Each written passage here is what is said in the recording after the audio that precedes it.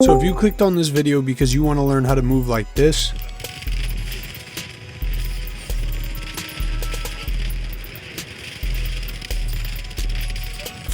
then you're gonna definitely want to stick around for the entire video. But I hope this video will also help you with your awareness and positioning, because I'm gonna go over a few things that can help with that, because the movement in this game is a lot more about positioning than flashy movement. I'm also gonna go over my controller layout and my settings, so let's get directly into that. But also make sure you go follow my Twitch. I'm live every single day. So first thing I'm gonna go over is my button layout. So I play default flip, which means I shoot with L1 and R1, but I slide with B. But honestly, I would just find whatever you're comfortable with. But I suggest if you play claw, I would play default flip. If you don't play claw and you don't have paddles, bumper jumper is definitely the best substitute. Now getting into sensitivity, I think sensitivity is very misconstrued. A lot of people think the faster sensitivity you have, the faster you move, but that is not the case at all. Find a sense that's high enough to where you feel like you can react to everything you need to react to, but also keep a smoothness, because you do not want to be out there looking choppy. But now for dead zones, I think this is very important. Your left stick max should be between 70 and 65, because it actually makes the input for you to start sprinting faster. But as for your right stick, I think you should find whatever works best for your controller. I have stick drift, so I have mine on 4 and 95, but you really want to have your left stick max around this area. Now going over the movement settings, you're going to want to have sprint assist on, mantle assist off, crouch assist off, corner slice off, slide dive behavior.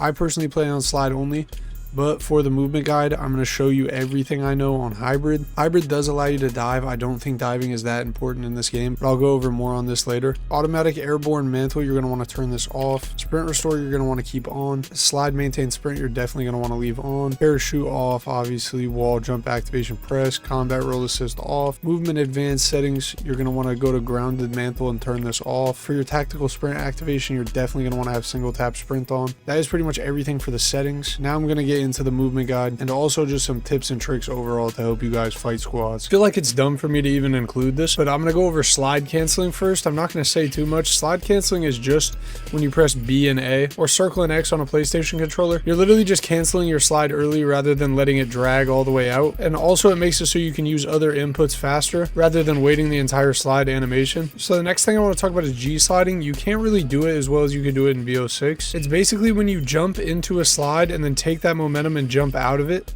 and usually you can keep a good amount of momentum going. You can't really do it like you could in BO6, but it's definitely still a super good way to keep your momentum on the map. Now the next thing I want to talk about incorporating sliding though is I think the most useful thing about sliding in this game, and that's jumping into a slide or just sliding while ADSing. It's so good for swinging corners when you slide cancel and ADS, because you can pretty much level change as soon as you want. All you do is just press A. So you could do it late around the corner or you could do it early around the corner. It's honestly a very good way to ego chow, but an even better way is actually jumping into the slide and aiming in.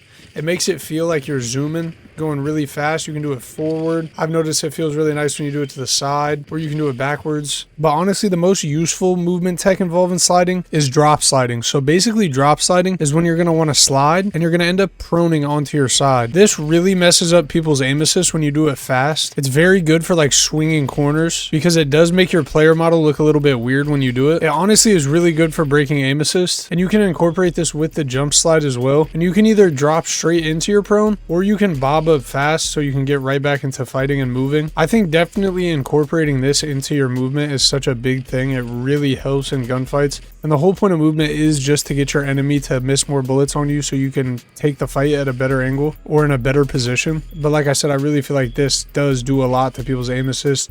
Makes it a lot harder for you to be hit and seen, especially on Haven's Hollow, where it's hard to see on that map a little bit.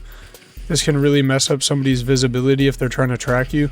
Another thing that is very good in this game, especially with certain attachments you can put on certain guns like the ARs and the SMGs, strafing and shouldering are a huge thing.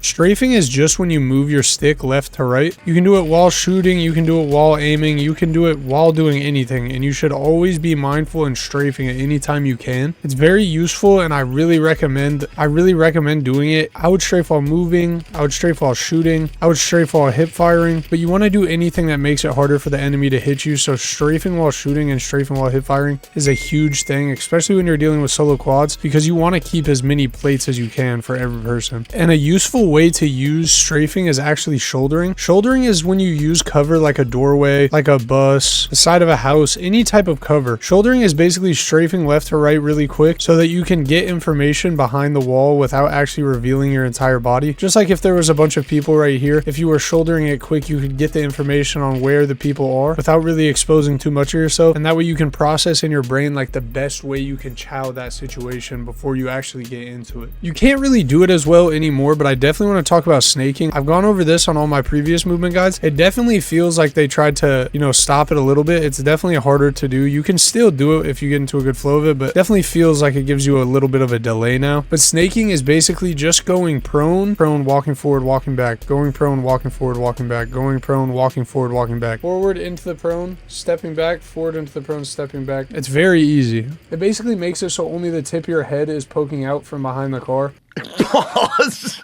It's very good for like getting information without being hit, and also you can send a couple shots. You can also strafe while snaking, which makes it so your head is basically like popping out like a whack-a-mole, so they don't actually know where you're gonna chow from. But that's pretty much all for snaking. I think it's good to incorporate in Warzone when you're like fighting a full squad and you need to like, you know, see who is all pushing you. So I actually have my friend right here helping me with this part, but the next thing I want to talk about is ego challing. Ego challing stands for ego challenging. So challenging someone is pretty much anytime you swing a corner or jump around a corner.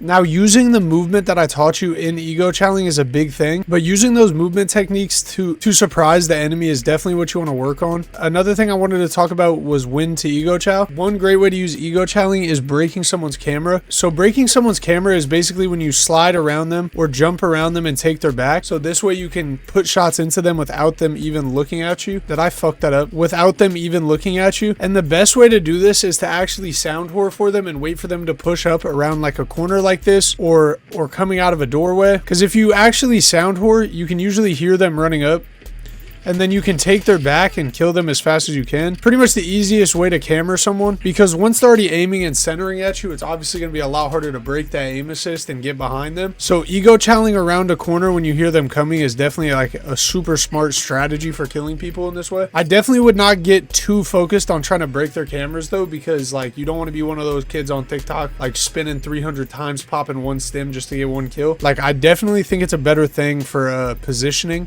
like to break someone's camera when you can get some good positioning on them. While on the topic of ego challenging and breaking cameras though, I want to emphasize how it is very important to use cover and use it to your advantage with movement and use it to your advantage while ego challenging. It is definitely huge to be mindful of where you're at, what you can take cover behind, and what you can use as help to keep your enemies from getting more shots landed on you. Because like I said earlier in the video, this game is so much position based. Like you need to be in the right positions or you are going to get stacked on or get gunned across the map, especially on Havens Hollow. So always just be mindful looking at your mini map, looking at your map, looking at what you can use. But that is pretty much everything for Warzone. I'm about to talk about wall jumping a little bit, but this is about it for Warzone. Now the last thing I wanted to talk about was wall jumping. Chose to keep this last, and I think I'm going to keep it short because honestly this is more of a movement guide for Warzone, but I have had a couple crazy wall jump clips in multiplayer. You can definitely move around with it and have fun with it, but I do feel like you are easily tracked out of the air in this game with the aim assist. You definitely get gunned by bots a lot, but one very useful thing I've noticed is like on a map like Nuketown where you have this center bus and there's a window right above here,